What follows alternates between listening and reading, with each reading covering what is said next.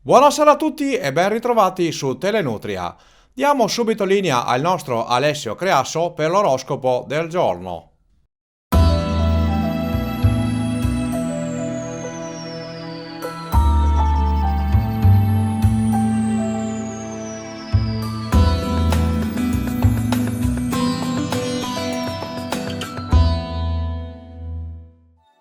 Buonasera e bentrovati sul vostro Alessio Creasso.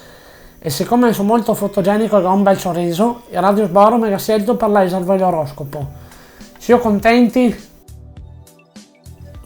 Partiamo subito da gran carriera con l'Ariete. Painati in la prima decade, stasera la prima decade, andiamo avanti. La una settimana di merda, l'amorosa vi tradisse e perdi il lavoro. Le strappa tutte quanto le rue della macchina, già meglio sarebbe farvi un giretto a Lourdes, va là. Toro, cari maschietti del toro, mica ho capito che avevi il sangue che boie, ma deve una sorada perché non potevi mica crasmarle tutte quante. Aiutevi con qualche buona camomilla e 4 bei segotti in letto.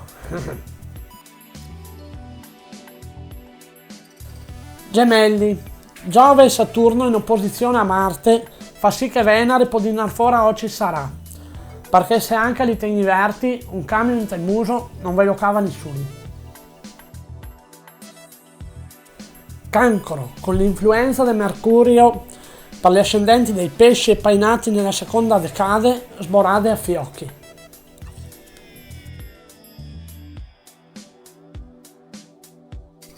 Leone, care femminucce leonesse, in sto periodo avevi la luna nel segno, quindi se vuoi farvi ciavare state attente, perché reste piene come uvi al primo colpo.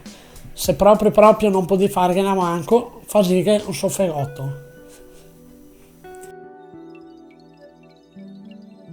Vergine, la settimana passata avevi avuto una sfiga che si bravi a essere ancora al mondo. Sta settimana invece sarà ancora peso, ostia.